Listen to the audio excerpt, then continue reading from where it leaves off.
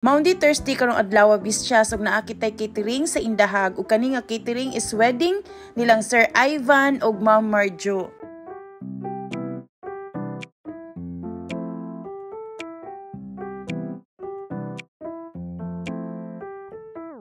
Og nindot kay atong dalan karong adlaw bisyas kay mingaw gid kayo no kay Holy Week ug karong adlaw kay Maundy Thursday lagi but kayod is life. 12 noon ang nakabook sa mga catering karong adlaw bisyas but 7:30 pa lang sa buntag miadto na gid mi sa event place sa may Indahag kay plaster na dan ang lamisa, chafing dish, plato, kutsara, tinidor.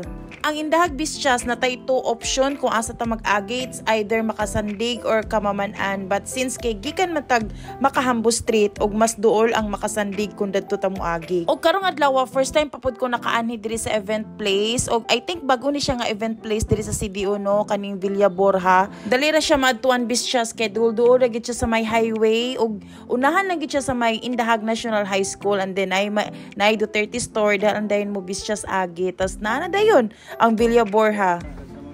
Okay, sorry. So diri ang kuan. Laka nice. Aman ta. Dito gid kayo? Ay, mas tsada nun. Kay na yung mga tanom-tanom. Agay! Nangbungi. For the amount of 7,000 pesos per day ang rent diri sa Villa Borja Bisyas, grabe na gid siya ka worth it ug tan-awa ninyo inana siya kadako. Pagkahuman na mag-plaster sa table buffet bisya sa mga plato, chopping dish, sa mga tela, mibalik na dayon migdadali sa balay pod kay mag-andam na sadmi para sa pagkaon nila sa lunchtime. And around mga 11:30 nakabalik na pod mi diri sa events place o silang sir og ma'am kay since kay diri ra mas lang nag-wedding. Kamulo pagid ang wedding nilang ma'am, then after sa wedding napagi picture taking. So kami sa Bisyas, although medyo late na sad kay 11:30 na biya, di ba? Nagid me time exact enough time nga maplaster na mo tanan among mga needs kay para pagkahuman nila kaon na dayon ta.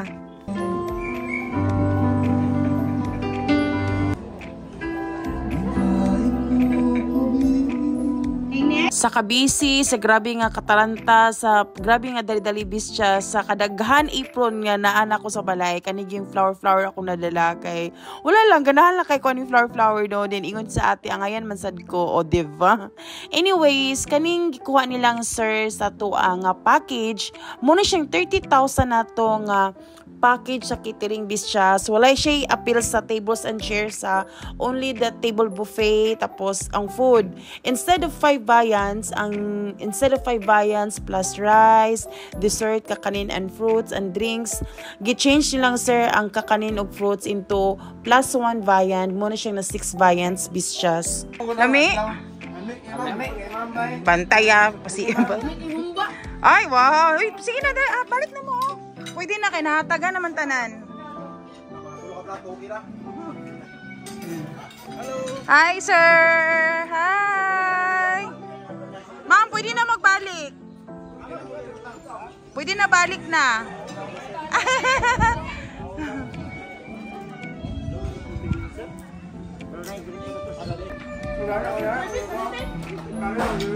Okay, ma'am? Kayo! Ano, sir? Ay, kayo ba? Labaw na kung init mo na. Wala mo gipainit. Thank you, sir.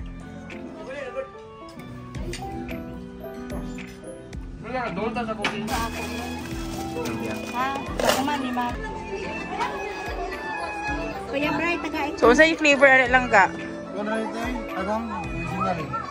Muna na original. Wow. Walang niya kuhan, hindi masilo ang uban niya flavor. Nasa tindahan. Kaniya tong newlywed bisyas, naslay negosyo nga iced coffee og milk teas ug sa ilang wedding, syempre, naslay pa only iced coffee. Sa kadaghan na mong nakitiran bisyas, mapili ra gyud tong kanabitang feel at home kiko sa event or kanang sa family nga nagpa-cater sa ako. Og isa ni silang Sir Ivan ang medyo kanabitang ma-feel na ko nga at home gud kay ko. Og kabalo ba mo nga mura ra gyud ko bisita dinhi kay ako ang gaw na una.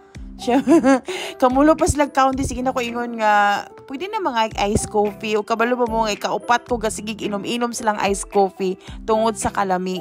Oy, original ni? Te, Nick.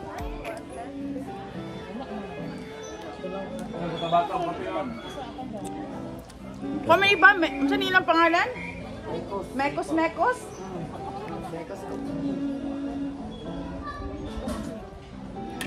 Original, grabe, lami. Kanan, maong kanang gigamit kaya siya nag-start sa iyahang ang primero gid ana is Mekos tea. Ana mo na siya rin. Right after ni boom naman siya, ni kusog-kusog na. Dili na makasya so nag-undergo siya sa mga nanay flavor nga coffee. Flavor, coffee. So at first original pag ito. Original pag gid na. Bilay price. Ang original price is 39 pesos or 39 pesos. Andun sa Congrats, sir! Kumusta ang coffee, ma'am? Lami ang coffee, sir. Muna yung 39 pesos. Wow! 139.